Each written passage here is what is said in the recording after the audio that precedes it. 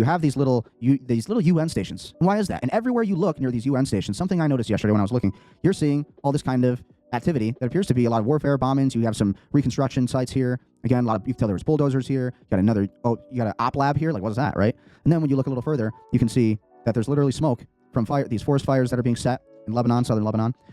All these little new roads that have been built. And all across the southern border of Lebanon, we can find these little UN centers, right? And again, proximity does not mean causation. We understand that. And OSINT, that's very important to know. But we have to take notice that everywhere where you see these locations, you're seeing a lot of activity in battleground. Now, Lebanon, South Lebanon against, again, Hezbollah, Iran, Israel, they've been kind of at war. I just find it interesting that when you look at all of these UN centers, yeah, I remember seeing this one. You look at all these different UN centers, got a lot of helipads here, a lot of locations on these UN centers.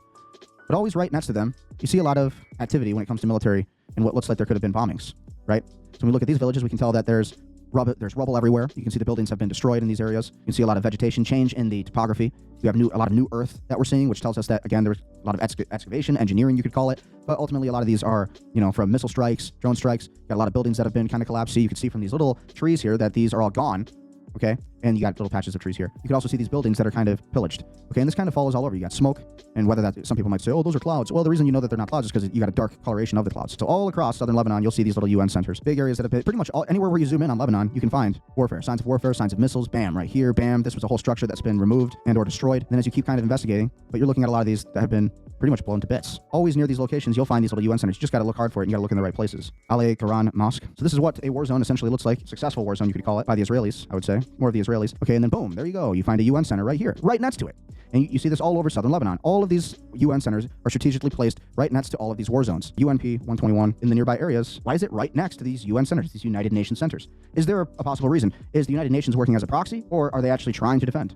Ultimately, at the end of the day. So again, we can't say proximity equals causation because that's not true, but it is interesting to me. Obviously, we know that a lot of that's for defense. Is there something more that we don't know, that they don't want us to know? Maybe there are more players working hand in hand with Israel. Look at this, completely destroyed. Again, this is the border of southern Lebanon, completely destroyed, wiped out. And most importantly, how come you find a UN center? There it is, painted right on the rooftops. You can see it. It says it right here, UNP 542, and it's always right near a war zone. Here's another village that's basically been destroyed. Battle of Eta Ashab. Oh, that's interesting. What's that?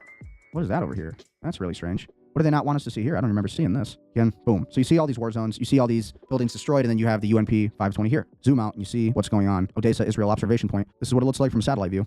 If many of you haven't seen what a war zone looks like from satellite view, that's what it looks like. Pillaging everywhere, buildings destroyed, bulldozers, and construction and engineering and things like that. So these are literally tanks that we're looking at right now, right after some kind of warfare had happened. So from all the way up here is pretty much what I've been noticing, actually right up to Nabateh is really where I've seen a lot of the Israeli activity, and it seems like there's been a lot of warfare over here. So pretty much right where my cursor is, that's where you've been seeing a lot of warfare happening. And also a good indicator of that is that you don't have a lot of traffic coming into this area, right? What are they really planning?